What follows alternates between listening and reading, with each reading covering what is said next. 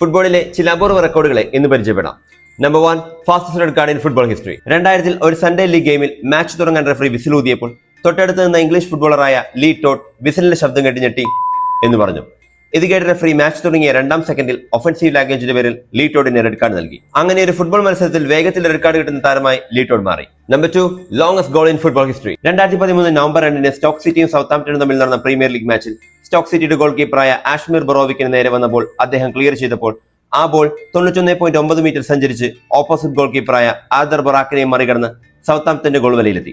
അങ്ങനെ 2014 ഏറ്റവും നീളം കൂടിയ ഗോൾ നേടിയ ഗിന്നസ് റെക്കോർഡും അദ്ദേഹത്തിന് ലഭിച്ചു. Number 3, fastest hattrick in football history. 2015 May 16 സൗത്താംപ്ടനും ആസ്റ്റൺ വില്ലയും തമ്മിൽ നടന്ന പ്രീമിയർ ലീഗ് മാച്ചിൽ സൗത്താംപ്ടന്റെ ഫോർവേഡായിരുന്ന സാദിയോ മാനെ 2 മിനിറ്റ് 56 സെക്കൻഡിൽ 3 ഗോളുകൾ അടിച്ച് ഏറ്റവും വേഗതയേറിയ ഹാട്രിക് നേടി.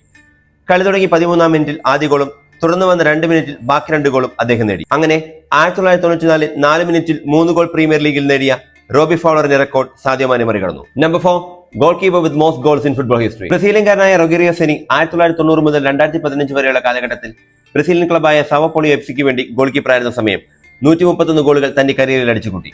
തനിക്കെതിരെ വന്ന ബോളുകൾ തടയുന്നതിൽ മാത്രമല്ല ഓപ്പോസിറ്റ് ഗോൾ വലയിലേക്ക് അടിച്ചുകൂട്ടിയ ഗോളുകളുടെ പേരിലും അദ്ദേഹം പ്രശസ്തനായതിനാൽ one of the greatest goal keeper of all time എന്ന് അദ്ദേഹം അറിയപ്പെടുന്നു.